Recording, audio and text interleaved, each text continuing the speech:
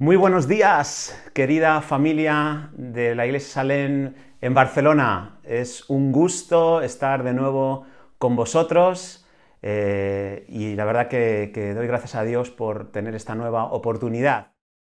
Sé que estáis en una etapa muy especial en estos meses, que habéis comenzado reuniones en los equipos de conexión, que estáis estudiando el libro Credo. Nosotros también lo hemos estudiado aquí con el grupo de jóvenes y os aseguro que es una auténtica bendición y estoy seguro también de que va a servir como un buen fundamento para vuestras vidas. Os animo a todos a que participéis en esos equipos de conexión, que forméis parte de uno de ellos y que participéis de manera activa, dando vuestros puntos de vista, recibiendo los de los demás, estudiando las sesiones a fondo, aún incluso en vuestra casa. Así que mucho ánimo con esas jornadas fascinantes de grupos pequeños. Y hoy yo voy a continuar con una línea de mensajes que he comenzado con vosotros, hablando de las crisis que nos vamos a ir enfrentando. La última vez hablé de la crisis de la mente, que tenía que ver con la crisis que a veces genera en nosotros el tipo de pensamientos que manejamos, y hoy voy a hablar de otra crisis. Yo le he titulado la crisis del hijo mayor, y enseguida os explicaré en qué consiste. Pero ya podéis imaginar que tiene que ver con la famosa parábola del hijo pródigo, una de las historias más conocidas incluso para los que no saben nada acerca de la Biblia. Escritores, poetas y pintores de diferentes épocas de la historia se han inspirado en la parábola del hijo pródigo para realizar sus obras. Por ejemplo, Shakespeare adaptó esta parábola a películas como El mercader de Venecia, Enrique IV, obras que luego se transformaron en películas. Rembrandt, un pintor holandés del siglo XVII, él también, una de sus grandes obras, dicen algunos que la última de sus obras, la tituló El regreso del hijo pródigo, y es una obra muy interesante y quiero mostrarla en pantalla porque al final de los días de vida de Rembrandt, él experimentó, después de una vida muy caótica, la necesidad de buscar sinceramente a Dios. Y dicen que esta obra, la del regreso del hijo pródigo, refleja un poco lo que le motivó a volver a Dios. Fijaros, él es el maestro del claroscuro y si miramos el cuadro hay una serie de personajes que aparecen allí en dos grupos. Están los personajes que aparecen en la parte oscura, que son tres espectadores, un hombre y dos mujeres, y en la parte más luminosa, la que está al principio, en la parte delantera del cuadro, aparecen también tres personajes, un anciano que está abrazando a un joven harapiento y otro joven que está de pie. Así que la luz se centra en ese abrazo que el padre le está dando a ese hijo menor y también en el hijo mayor, y las manos del padre, también juntamente con su túnica, están protegiendo, como lo hace una gallina con sus polluelos, al hijo menor.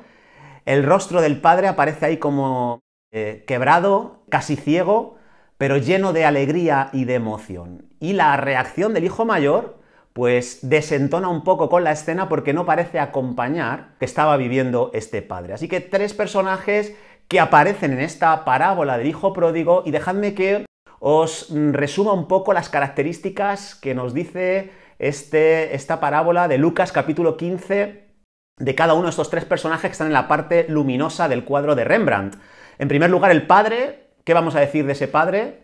Lo que dice la parábola, que era un hombre que tenía abundancia de todo, era una persona con bienes materiales, bienes económicos, pero además de tenerlo todo, tenía también generosidad, y también algo que se refleja en este cuadro es que tenía una actitud compasiva con aquellos que habían errado.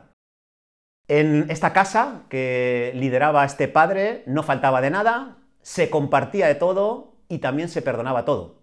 Por eso era una casa que te permitía mirar al futuro con esperanza. Era lo que yo llamo la casa de la esperanza y de la confianza. Y la pregunta es, ¿quién querría abandonar un lugar así? La lógica dice que nadie, pero la parábola de Lucas 15 nos revela que sí, que el hijo menor, contra todo pronóstico, decide alejarse de esa maravillosa casa, alejarse de la casa de su padre.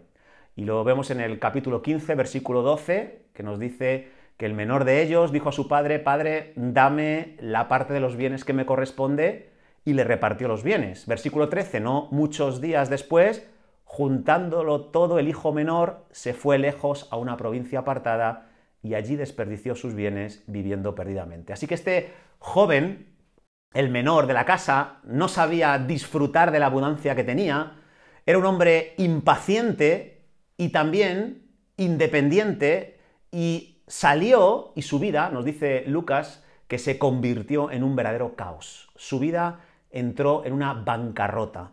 Y el resultado de sus actitudes nos la revela el versículo 14 y versículo 15. Dice que cuando lo hubo malgastado todo, vino una gran hambre en aquella provincia y comenzó a faltarle. Y se arrimó a uno de los ciudadanos de aquella tierra, el cual le envió a su hacienda para que apacentase cerdos. Y deseaba llenar su vientre con las algarrobas que comían los cerdos, pero nadie le daba. Así que la libertad, el placer que buscaba este joven lejos del padre, se transformó en dolor, en soledad y en pobreza. Dio la espalda al padre, perdió el control de su vida y cayó en un pozo profundo.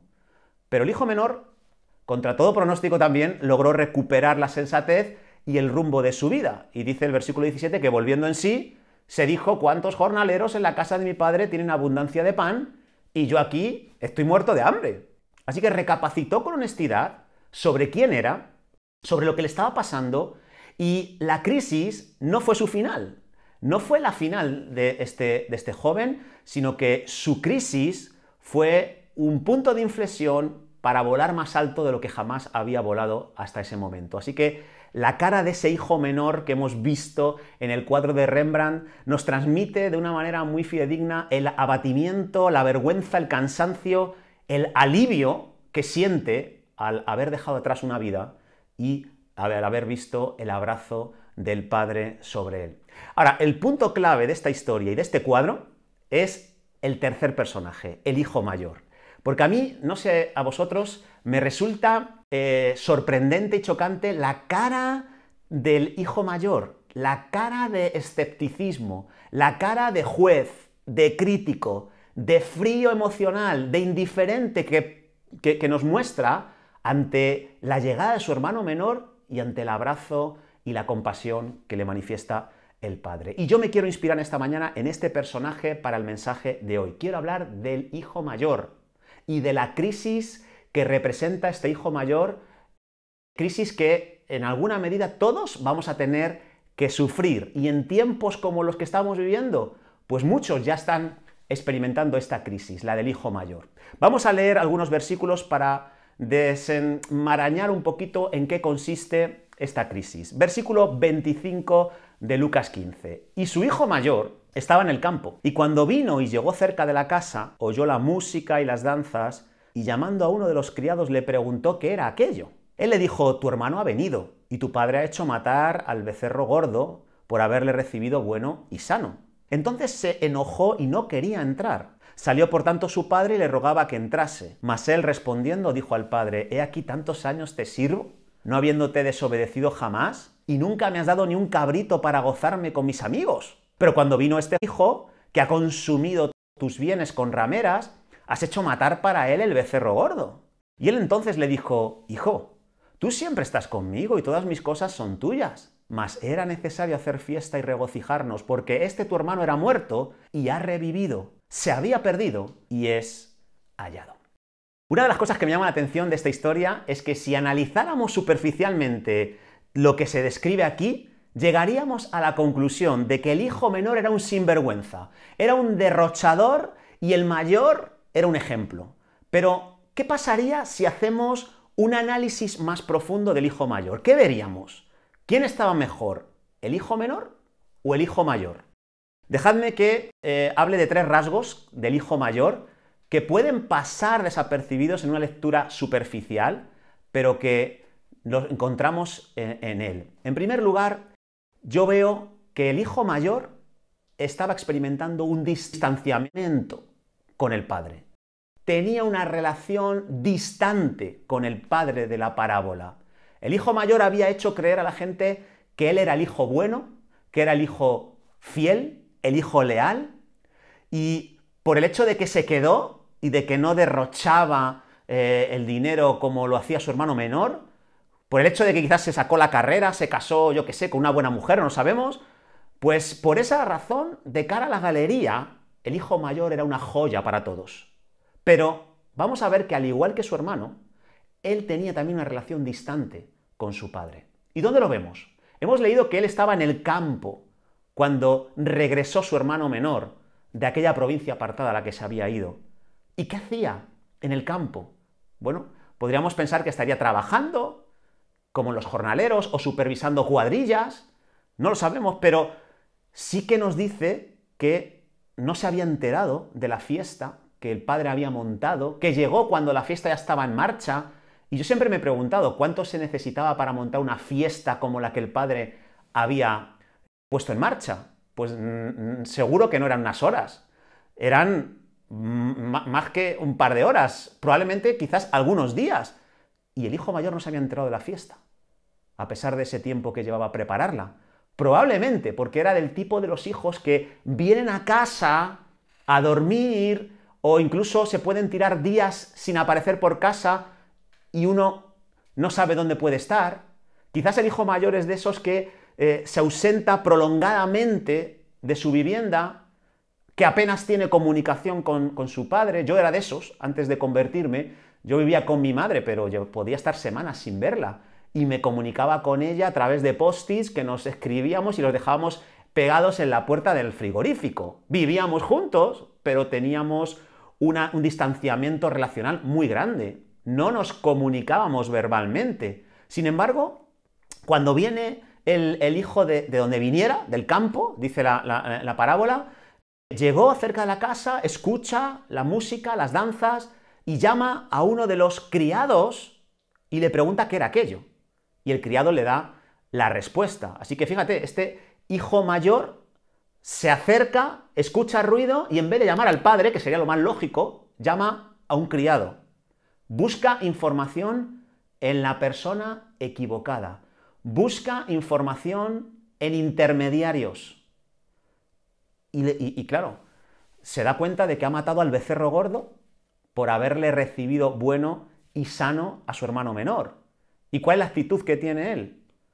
Pues de rabia, de rabia.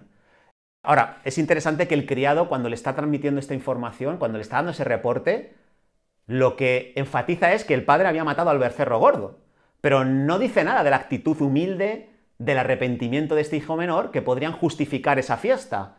Y claro, versículo 28, el hijo mayor se enoja, no quiere entrar, se enoja con el padre por las decisiones que está tomando el padre. De hecho, el hijo mayor es el único que no se goza de los tres protagonistas de esta historia. El padre se goza, el hijo menor se goza, los criados se gozan, el pueblo se goza, y es el hijo mayor el único que no se goza. ¿Y qué revela esto? Revela, pues, que el corazón del hijo mayor no era tan perfecto como parecía. Había una rebelión secreta en su interior. No respeta la autoridad del padre. No respeta las decisiones que el padre está tomando. En realidad, revela que nunca había estado dedicado de verdad al padre. Y esto también nos muestra que hay personas que parecen muy obedientes hasta que se les pide algo. Dice, salió por tanto su padre y le rogaba que entrase. Mas él respondiendo dijo al padre, he aquí tantos años te sirvo, no habiéndote desobedecido jamás, y nunca me has dado ni un cabrito para gozarme con mis amigos. El padre deja la fiesta para encontrarse con el hijo mayor, a pesar de su reacción, a pesar de no buscar las respuestas en él, y le ruega que entre en la fiesta. Pero el hijo mayor se niega. Le lanza un reproche que revela una vez más la enemistad que tenía este hijo con el padre. Y le dice algo sorprendente, he trabajado como un esclavo para ti y nunca me has dado ni siquiera un cabrito para disfrutar con mis amigos. Así que fijaros los sentimientos negativos que tenía acumulados en su interior hacia su padre este hijo mayor. Y esa es un poco la primera característica de esta crisis del hijo mayor. Tiene que ver con estar en la casa del padre, pero no tener comunicación con el padre. Vivir con el padre y tener una falta de intimidad con él sorprendente y preocupante. Es un síntoma de esta crisis. Si quieres saber si tú estás sufriendo la crisis del hijo mayor, el primer indicador, la primera señal es tener falta de intimidad con el Padre. El alejamiento de Dios es un síntoma de esta crisis. Y el alejamiento de Dios no es algo instantáneo, es algo paulatino, progresivo. Y es algo que también se puede dar sin que nos demos cuenta, sin que nos demos absoluta cuenta. Entonces tenemos que echar un vistazo a algunas señales rojas que hay en nosotros que pueden indicar que nos estamos alejando de Dios y no nos habíamos dado cuenta. Por ejemplo, la apatía. Cuando uno deja de orar en privado a Dios, cuando uno no siente ningún entusiasmo por leer la Biblia, cuando uno va a la iglesia y la predicación de la palabra ya no le afecta como antes, ya no se emociona escuchando las predicaciones, ni escuchando las alabanzas a Dios, eso puede ser una señal de que estamos viviendo la crisis del hijo mayor. O cuando, por ejemplo, nos llenamos de excusas para no ir a la iglesia, para no servir en un área dentro de la iglesia, puede ser otro síntoma de esta crisis del hijo mayor. Cuando nos sentimos más a gusto en un entorno no cristiano, cuando incluso nos planteamos tener una pareja no creyente, o cuando nuestros mejores amigos no son cristianos, puede ser un síntoma, una luz de alerta que nos puede estar indicando que estamos en medio de esa crisis. Cuando tenemos una actitud crítica hacia todo y hacia todos, cuando estamos dominados por el pesimismo, cuando no podemos dejar de ver lo malo que está sucediendo en nosotros, cuando albergamos rencor, amargura, puede que estemos infectados por este virus del hijo mayor. Así que si tienes algunas de estas luces rojas encendidas, necesitas hacer algo antes de que sea demasiado tarde. Necesitas clamar a Dios, necesitas buscar apoyo, hablar con alguien cercano y maduro acerca de lo que te ocurre. Necesitas tiempo para poder recuperarte. Necesitas tener ese tipo de conversaciones con personas que te puedan nutrir el espíritu. Segundo rasgo de la crisis del hijo mayor, y yo le llamo ceguera personal o autoengaño. Fíjate, en estos pasajes que hemos estado leyendo, cuando el padre sale y le ruega que entre, lo que él dice, mas él, respondiendo, dijo al padre: aquí tantos años te sirvo, no habiéndote desobedecido jamás, nunca me has dado ni un cabrito para gozarme con mis amigos. La forma en la que se describe a sí mismo, podemos determinar que es errónea. Le está diciendo al padre que yo te he servido por años. Y en realidad lo que está diciendo es: yo he sido un esclavo para ti, me siento esclavizado con la forma en la que te he estado sirviendo por años. Ahora la pregunta es, ¿cómo eran los esclavos de aquella época? ¿Realmente este hijo mayor estaba sirviendo a su padre como un esclavo de la época? Ni siquiera los jornaleros servían de esa manera. Acordaos que el hijo menor, cuando está sintiéndose tentado por comer las algarrobas de los cerdos, piensa en lo bien que vivían los jornaleros de su padre. ¿Cuánto más? El hijo mayor, el primogénito. Pero sin embargo, este hijo mayor lo creía que era un esclavo al servicio de su padre. Dice: no te he desobedecido jamás. Bueno, no hemos estado ahí para discernirlo, pero en esta historia de Lucas 15, el padre sale y le ruega que entre, y el hijo dice: no. El padre dice: entra, por favor. No. Entra, que es tu hermano menor que ha venido, que estaba perdido y ha resucitado. No. Así que muy obediente no era este hijo mayor. Sin embargo, él creía que era un hijo súper obediente que no había desobedecido jamás. Y luego dice: no me has dado ni un solo cabrito para gozarme con mis amigos. ¿Era verdad esto?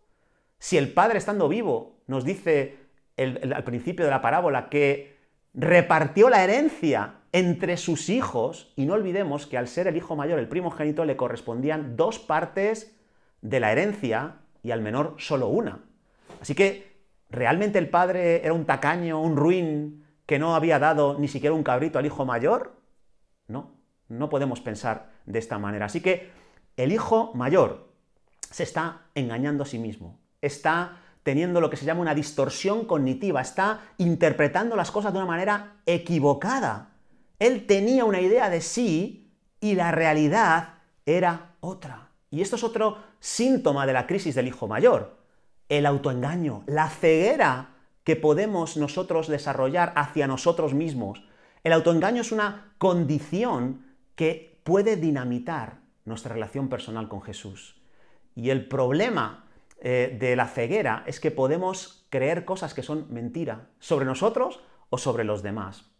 Hay una herramienta terapéutica, no sé si habéis oído hablar de ella, que se llama la ventana de Johari, y esa herramienta nos revela 4 realidades de nuestra vida, y lo quiero ilustrar con estas cartas de póker. La primera realidad tiene que ver con el área pública. Todos tenemos un área pública. ¿Qué es un área pública? Pues las cosas que conocemos de nosotros y que los demás conocen de nosotros. Lo representaríamos con las cartas sobre la mesa, ¿vale? Esto es lo que representaría el área pública. Todo el mundo, los que están enfrente mía y yo mismo, sabemos las cartas que yo tengo en mi mano, ¿vale? Luego está el área ciega, lo que los demás conocen de mí y lo que yo no conozco de mí. Y esto es lo que representaría esta segunda área. Yo tengo mis cartas en mi mano, pero yo no veo qué tipo de cartas tengo y los demás sí las ven. Esto es lo que se representaría el área ciega. Y luego está el área oculta, que es lo que yo conozco de mí, pero no se lo cuento a nadie, no lo conoce nadie más. Y en este caso sería que yo tengo mi mano de cartas mirándome a mí y soy el único que sabe el tipo de cartas que tengo, pero los que están enfrente mía no saben la mano que tengo. Y por último estaría el área desconocida, que es lo que ni yo ni los demás conocen de mí. Y ahí es donde estaría la baraja boca abajo sobre la mesa. Ni yo sé lo que hay ahí, ni los demás tampoco. Y sabes, esta es el área más inquietante que tenemos los seres humanos, porque puede que yo tenga áreas ciegas, yo no veo lo que hay en mí, pero otros sí lo ven y me pueden advertir, me pueden corregir. Pero, ¿qué pasa con aquellas áreas desconocidas, las que la gente no es consciente de mí, pero yo tampoco? Y son cuestiones que me están perjudicando, son piedras en el alma que me hacen tropezar. Y puedo ser un gran conocedor de la Biblia, conocer la Biblia de tapa a tapa, pero poder desconocer áreas que necesitan cambiar en mí. Y eso es lo que le pasaba al hijo mayor. Había áreas que las personas de su entorno no sabían de él, y ni él mismo sabía aquellas cosas que estaban mal en su vida y que le estaban haciendo tropezar. Y esto es un punto importante. Lo que no sabemos de nosotros mismos puede dañarnos. Y lo hará. Y no solo a nosotros, sino también a las personas que están a nuestro alrededor. Y por eso tenemos que ser conscientes de que hay áreas que necesitan la luz de Jesús, que necesitan que el Espíritu Santo nos ayude a entender lo que hay en nuestro interior, si no estaremos sufriendo la crisis del hijo mayor. Veamos el tercer rasgo de la crisis del hijo mayor que puede pasar desapercibido en nosotros. Hemos hablado de distanciamiento con el padre como primer rasgo, segundo, ceguera personal o autoengaño, y la tercera característica, el tercer rasgo, tiene que ver con rechazo a su hermano. Vemos en el versículo 30 de este capítulo 15 que cuando el hijo mayor estaba refutando acerca de su disconformidad por la fiesta que se estaba celebrando, dice que habló de su hermano en estos términos. Dice, ¿vino tu hijo que ha consumido tus bienes con rameras y vas y matas para él el becerro más gordo? Así que, fijaos, la forma en la que habla de su hermano está llena de enemistad. Tu hijo. Bueno, ese también es tu hermano. Pero es un lenguaje como de desprecio, de rencor. Y también vemos cómo se recrea en señalar los errores del hermano. Incluso yo tengo la impresión de que está agrandando el pecado de su hermano menor, porque dice, ha consumido sus bienes con rameras. ¿Cómo lo sabía él? Ni siquiera la parábola lo menciona. No sabemos si él estuvo con rameras. No lo sabemos. Pero el hermano mayor, o si lo sabía, lo está señalando, y si no lo sabía, se lo está inventando para hacerle ver peor a este hermano menor. Y por lo tanto se está erigiendo como un juez, como un fiscal, como un crítico del hermano y también del padre. Pero la pregunta es, ¿dónde estaba él? cuando el hermano quiso salir de la casa? ¿Qué esperaba aquella época, la ley, que debía ser la actitud del hermano mayor cuando un hermano menor se perdía? El padre se lo recuerda, era necesario hacer fiesta y regocijarnos, porque ese tu hermano era muerto y ha revivido, se había perdido y es hallado. El primogénito de una familia, el hermano mayor, tenía que luchar por mantener unida a la familia. Tenía que ser capaz de hacer fiesta y alegrarse cuando al resto de componentes de la familia les iba bien o les sucedían cosas buenas. Porque para el hijo mayor las personas debían ser más importantes que los bienes o que las posesiones. Había que celebrar que lo perdido se había hallado. Y esto es muy difícil. Cuando estás sufriendo la crisis del hijo mayor, lo más fácil es que nos volvamos críticos, jueces, con otros hermanos que están en una etapa de debilidad, de error, de infidelidad, de pecado. Es muy fácil hacer listas con todos sus errores y echárselos a la cara a ellos, o echárselos a la cara del líder, del pastor de la iglesia. Es fácil ser un hermano mayor de estas características. Y es muy difícil ser un buen hermano mayor. De hecho, cuando uno mira a lo largo de la Biblia los comportamientos que tuvieron los diferentes hermanos mayores de los que se nos habla, no salen muy bien parados. Acuérdate, por ejemplo, de Caín y Abel. El hermano mayor no solamente no protege y cuida a su hermano menor, sino que le mata al menor, Abel. Esaú y Jacob. El hermano mayor también en algún momento buscó matar a su hermano, que era un truán, un mentiroso. O, por ejemplo, los hermanos mayores de José. ¿Qué hicieron con él? Lo querían matar inicialmente y luego terminan vendiéndolo como esclavo y terminan engañando a su padre diciendo que una fiera se lo había comido, lo había devorado. Y David también. David sufrió como hermano menor pues la falta de cuidado y protección de sus hermanos mayores. Los hermanos mayores, cada vez que aparecen en la historia de David, es para increparle, para rechazarle, para acusarle y criticarle injustamente. Y no hablemos de Amnón con Tamar, su hermana, la cual terminó siendo violada por él. Así que los hermanos mayores no suelen salir muy bien parados, y eso nos revela que no es fácil ser un buen hermano mayor. No es muy fácil tener una actitud protectora sobre los hermanos que están a nuestro alrededor. Pero a pesar de que no hay muy buenos ejemplos de hermanos mayores, sí tenemos uno que es el gran ejemplo, y ese es Jesús.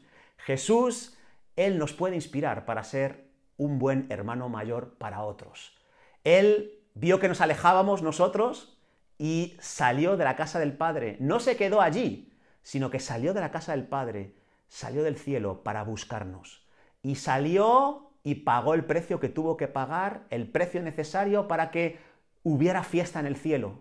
Y cuando consiguió volvernos al redil, cuando consiguió volvernos a traer a la casa del Padre, Él no tuvo ningún reparo en hacer fiesta y no está aquí para acusarnos, para condenarnos, para reprocharnos. Es más, Romanos 5.1 dice que hemos sido justificados por la fe en Él y no hay condenación, no hay reproche, no hay acusación, no hay ninguna lista que nos culpabilice y que nos recuerde todo lo que hemos hecho. Es más, Él ha decidido borrarla con su sangre. Él es un verdadero hermano mayor y a Él debemos mirar si queremos evitar este tercer rasgo de la crisis del hijo mayor. Así que termino esta meditación hablándote acerca de el contraste que puede haber entre estos dos hermanos, el menor y el mayor. En primer lugar, déjame hablarte de las similitudes, porque ambos tenían cosas en común, ambos estaban perdidos. Anhelaban vivir a su manera. Eran en realidad dos hijos perdidos, no uno solo, como parece indicar el título de la parábola. Ambos eran pecadores, uno de manera explícita, el menor, y otro de manera oculta, el mayor.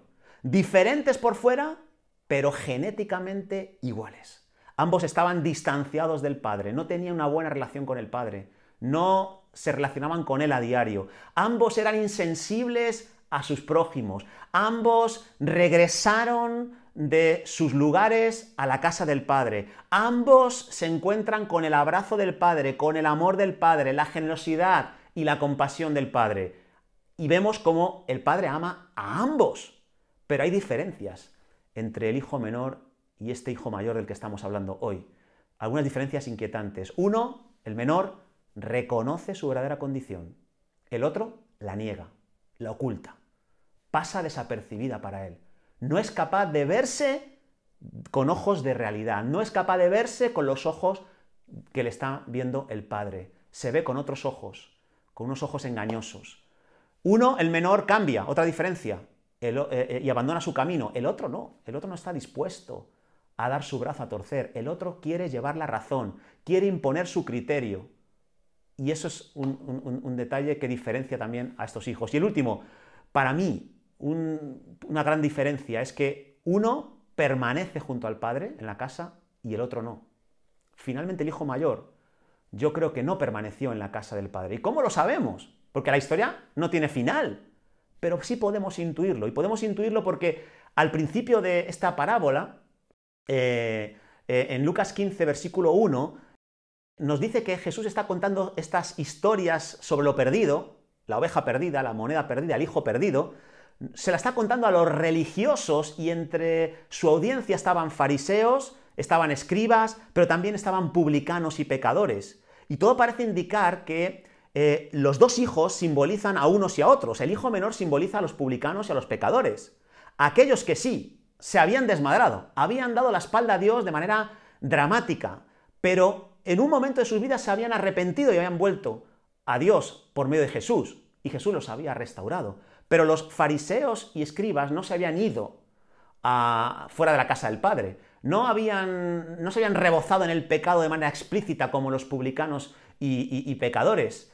Se habían vuelto muy espirituales, muy religiosos, y mostraban ser muy buenos, tenían grandes disciplinas, aparentemente, pero en realidad nos revela esta parábola del hijo mayor que ellos estaban en una crisis existencial, no estaban tan bien como parecían estar. Así que esos religiosos, sabemos al final de los evangelios, que no se arrepienten y terminan matando a Jesús. Y probablemente eso es lo que sucedió. Si continuáramos escribiendo la parábola del hijo pródigo, el hijo mayor no se queda en casa, sino que sale de la casa y un día, mientras el padre está dando un paseo, porque por cierto el padre representa a Jesús, le sale a su encuentro y le coge con un palo y lo mata.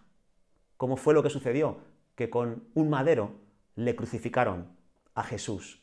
Así que el desafío para nosotros en este día es pasar por alto la crisis del hijo mayor, superar este tipo de crisis que consiste en estar en la casa del Padre, distanciado de Él, con ceguera espiritual, autoengañándonos y enemistado con los demás hermanos. Y el desafío es superar esa crisis, entrar en la fiesta que ha preparado el Padre para todos nosotros y ser capaz de gozarnos. Esta crisis del hijo mayor es un llamado para todos aquellos que están sufriendo el virus del hijo mayor. A los que se ven bien, pero no están bien. A los que por fuera parecen piadosos, pero por dentro hay rebelión. A los que tratan de camuflar su inmoralidad y negar su culpa. Los que de cara a la galería son buenos, pero si los enfocas con rayos X, te van a dejar mal. Por eso el reto es: huye de esta crisis, acércate a Jesús, deja que Él trate con aquellas cuestiones que necesitan ser tratadas y disfruta de la fiesta que Él tiene preparada para ti. Vamos a terminar orando. Señor, queremos enfrentar la crisis del hijo mayor que pudiéramos estar experimentando. Ayúdanos a identificar aquellas señales rojas que nos están mostrando que estamos distanciados de ti, que estamos autoengañándonos, que estamos enemistados con hermanos cuando deberíamos procurar tener una relación edificante con ellos. Ayúdanos a ponerlo en tus manos todo esto y a ser transformados por tu abrazo, por tu amor. Ayúdanos, Señor, en el nombre de Jesús.